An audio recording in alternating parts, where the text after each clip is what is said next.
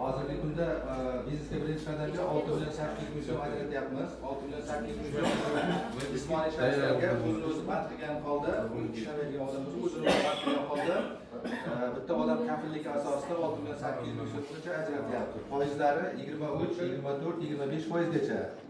Ikkinchi produktimiz mahalla biznes deb nomlanadi.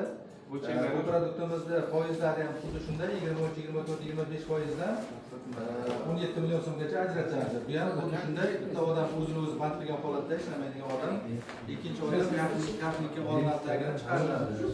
Uchinchi produktimiz milliy mahalla deb nomlanadi. Bu produktimiz hozirgi kunda 50 million so'mgacha ajratilyapti. Bu produktimizning foizlari 3 yilgacha 24% dan beriladi.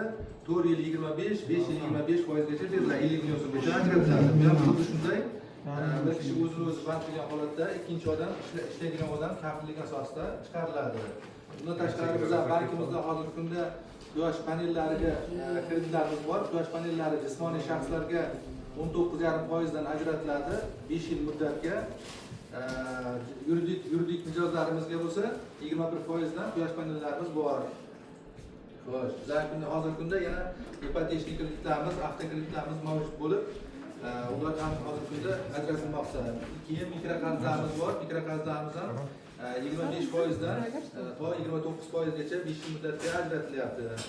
Keyin kreditlarimizni qaytarish misol uchun kredit oldingiz, qora ro'yxatga tushib qolmaslikning bitta yo'li oldindan bir oy oldinga to'lov qilib qo'ysangiz, qora ro'yxatga tushib qolmaysizlar. Bir oy oldindan to'lov qilib qo'yish kerak. Misol uchun graftingiz 5-chisiga bo'ladigan bo'lsa, 5-chisidan o'tkazib 17-chisida 20-chisida to'laydigan bo'lsangiz, bu qora ro'yxatga tushib qolishingiz mumkin.